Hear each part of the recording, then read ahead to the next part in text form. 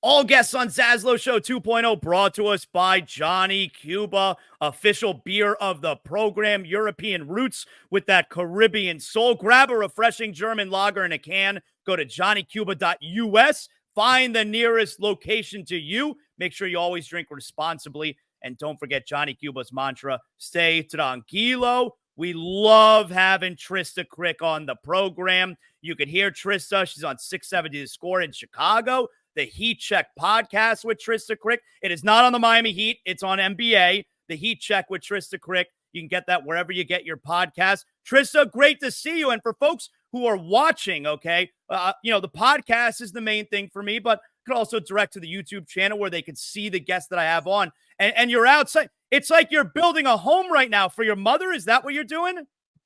Yeah, the house was built. I moved into this house with my mom in 1992 in Portland, Oregon. And we ended up not really making many repairs growing up. We were just kind of hanging on by a thread, just paying bills, just hanging on. And now that I'm, done okay in media, I feel like it's time to fix this place up a little bit. I bought it in 2010. We rented it from 92 to 2010. So the garage, my mom asked me to paint it this summer. And I was like, yeah, sure, I'll paint it, no problem. And I go and look at the walls, all the siding, and the siding is falling off. And I said, well, Mom, I know that you don't want me to re-side the garage, but that's the only way this place is getting painted. So we re-painted a good friend of mine. We pulled all the old cedar shake siding off. We found out one of the sides of the garage didn't have a wall. Like, you pull the siding off and it's just put your fist right inside of the garage. So we had to fix that. So it's been a project. It's taken like 2-3 weeks just to actually rebuild this baby. How do you know how to do all this stuff? Because listen, me being Jewish definitely plays a huge role. I don't know how to do any of that kind of stuff. I hire somebody. Tell me how much it costs. Let me know when you're done. I think I was talking to a good friend of mine who's a handyman. He was over here fixing a couple of things. And I asked him, like, how much did we save? And he goes, probably $9,000. And that felt good. Like 2-3 weeks to save $9,000, probably spent about $1,500 to $1,600 in material. So it's probably going to be like $1,100 all in terms of like what if I would have paid somebody else. And I just watch stuff on YouTube. You just kind of figure it out. Wow. It's way less, at least framing and like doing the woodworking type stuff is way less difficult than I would have imagined it to ever be, because I was never handy. This was just like necessity's the mother of invention.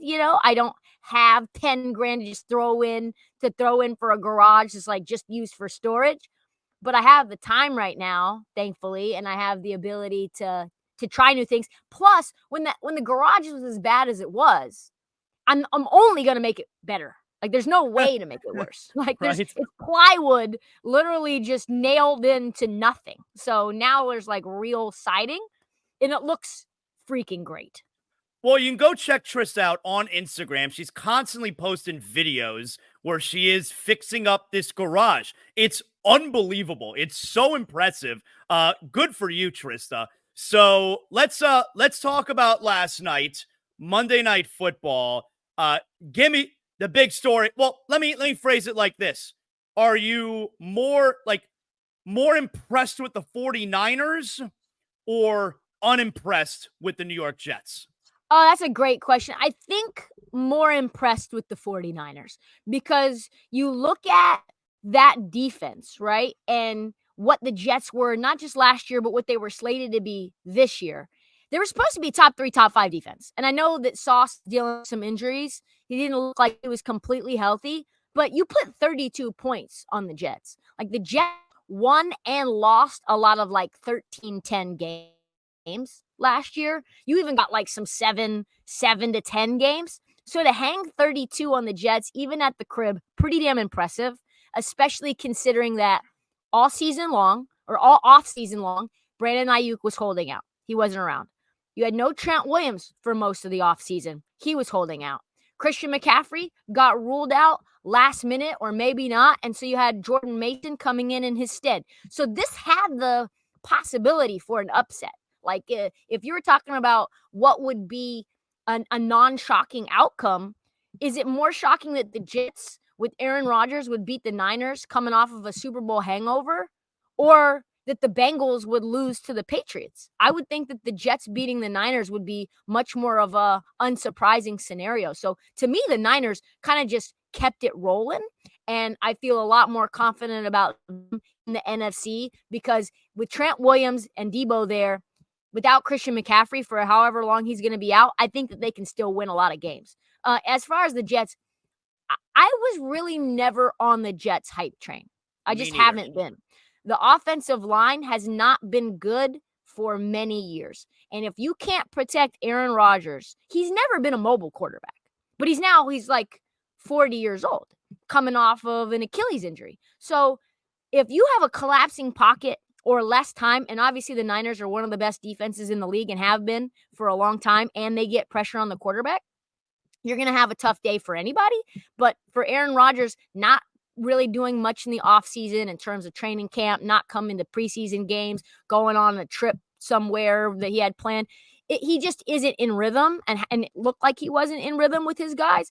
And Breece Hall looked good, but they're going to have to run the ball a lot. I don't think Aaron Rodgers is going to have as smooth of a transition into this team as a lot of people thought. Not me and you, because we obviously weren't drinking the Kool-Aid, but a lot of people I feel like had a rude awakening.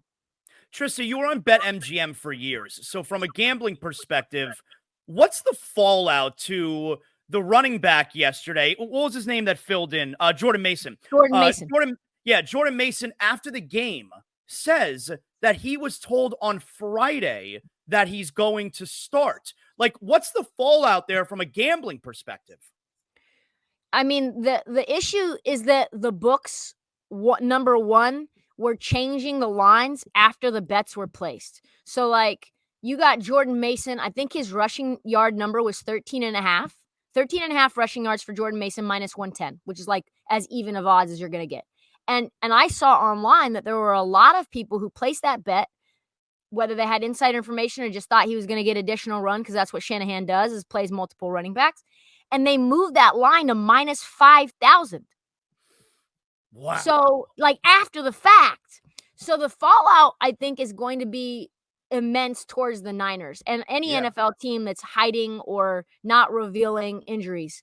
You see that in the NBA as well. But Christian McCaffrey wasn't even on the injury report. So for us to find out really a couple of hours before the game, when Jordan Mason knew 3 days ahead of time, that's immense. That's immense, but it didn't move the line once we found out. So that's the interesting thing, right? Other than the props, the line was 3.5 Niners favorites. And when we found out it was Jordan Mason, it didn't move the line at all. Very interesting stuff. Who were you most impressed with overall this weekend? Who were you disappointed with? I was really impressed. Man, that's a great question. Really impressed by two teams, really, because I had no expectations for them. Minnesota and what Kevin O'Connell is doing with Sam Darnold, basically reviving his career. That offense, I know the Giants aren't good, and defensively they haven't been good, but they have Kayvon Thibodeau. They end up getting guys in the offseason to help with the pass rush, and Brian Burns specifically, and you hang 28 on the road.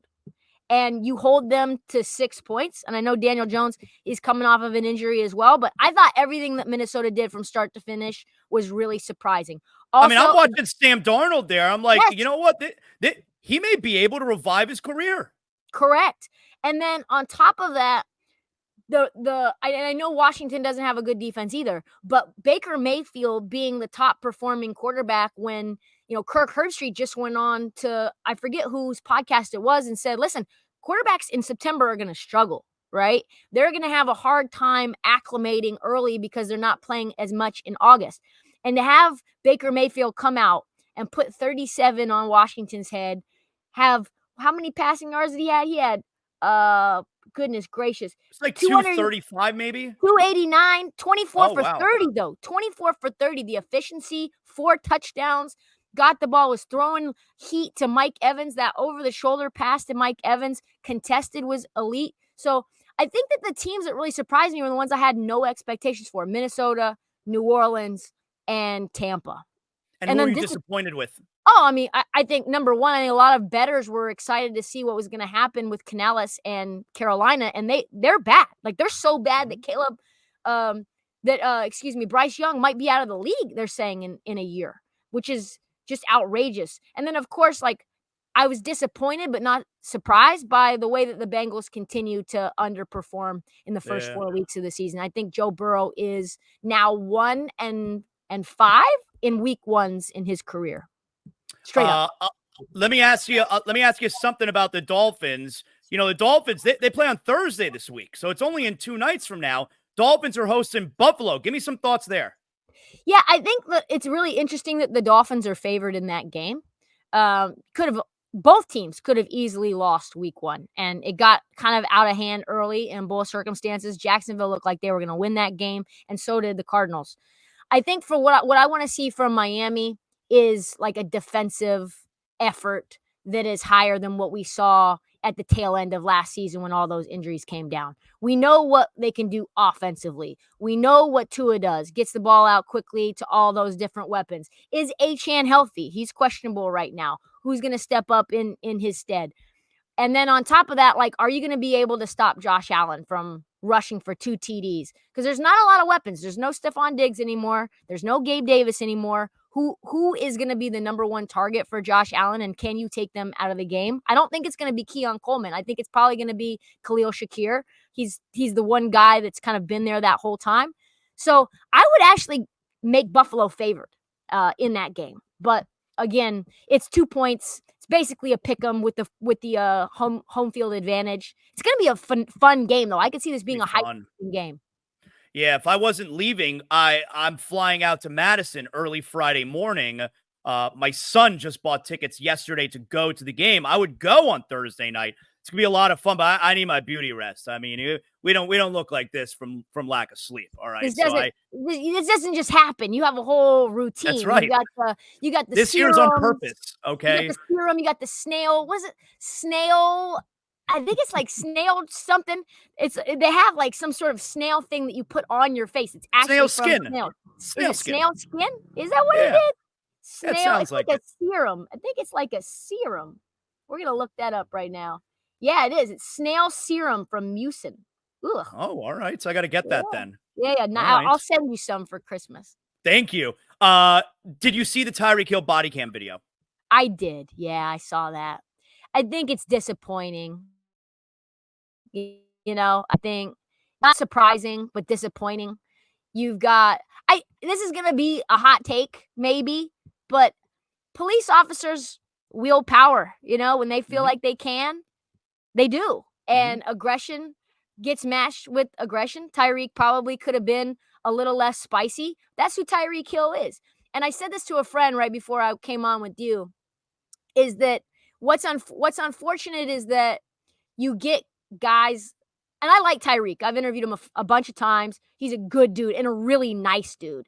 But as you get status in the NFL, and nobody wide receiver wise has as much cachet and excitement and electricity, especially in Miami, as Tyreek, right? We already know what he's capable of and what he did even after getting arrested, 140 something yards and a tutty, just crazy. So you have that contract, you have that status, you're feeling yourself, you're the cheetah. And that kind of like almost clouds what the rules of the world are right now as it stands. Well, you heard what he said when he was rolling it back up, they were telling him to get out. He goes, just do what you got to do. Like essentially, I think he's telling them, just give me the ticket. I want to get out of here. And obviously it didn't go the way that he thought it would. I don't think he anticipated that do what you got to do is whatever the hell they want to do, right? Yeah. Like that they can pull you out of the car, they can put their knee on your back, that they can put their arms around your neck. And he's right. If he wasn't Tyreek Hill, probably nothing happens. We probably don't even know that occurred, right? But what's unfortunate is that dynamic between police and person being pulled over, that dynamic, that power dynamic exists, right? You have the right to pull me over. You have the right to give me a ticket. You have the right to defend yourself if you feel like I'm a danger to you. But human to human, that stuff can't happen regardless of what Tyreek, on the other hand, know that that's a possibility if you act the way that you acted. It was just so not a threatening situation in the morning, No. in broad daylight with lots of traffic. It was just so unnecessary. Police deciding, you have to do whatever we tell you, you know? Yeah, and I cannot say that I'm surprised by it at all. It's disappointing, like I said, but definitely not surprising. And I hope Yeah. I hope they get fired, because the thing that gets lost in all this is, yes, like Tyreek Hill probably should have been less spicy. Yes. Mhm. But it's an officer's job, and both officers' job, to de-escalate, Totally. not Totally. to escalate. And Tyreek, Tyreek was just trying to get to the game, probably trying to rush, but they should not have operated the way that they do. But again, like I said, when you're in that much power, whether you work at the target and you're the manager, and even to a heightened degree when you have a gun and you're a police officer and you feel disrespected, I feel that power sometimes gets abused, and that's what clearly happened. You're 100% right. Like, just de-escalate. And they totally escalated the situation. We shouldn't know anything about what happened. And the only reason we know about what happened was because of the police in that spot. It's the perfect way to put it. It's like, you know how I feel? When in Major League Baseball, when the manager comes out to argue and he's going to get thrown out, and the umpire is yelling back and mother effing him back and yelling back. It's like, asshole, just stand there, let him yell at you, and then be on our way. You are exacerbating the situation. It's the only one of the major sports where the official will decide to yell back at the player or the manager. It doesn't help the situation. No, it doesn't help. And on top of that, like, that's the one place that they have ultimate control, right? Maybe they don't have the ultimate control in their personal life, but they are going to wield that on a Sunday. Yeah. Maybe they want to be at that Miami Dolphins game, but they're handling the line and the traffic going into the arena. And then as soon as something clicks and triggers where they feel like they want to wield the power, they do. Yep. Trysta, excellent job. What do you, after we get done talking, you finishing back up on the garage? You got more work to do here? We have to do all this right here. Right here in the back is going to be black trim. So that's going to get taped off. I'm going to try to make this thing as beautiful as it can. The little handles, all that stuff's going to get painted. The downspout for the gutter needs to get put back on. It's going to rain tomorrow. So my mom made sure to tell me, hey, the gutters need to get sorted out before the rain comes.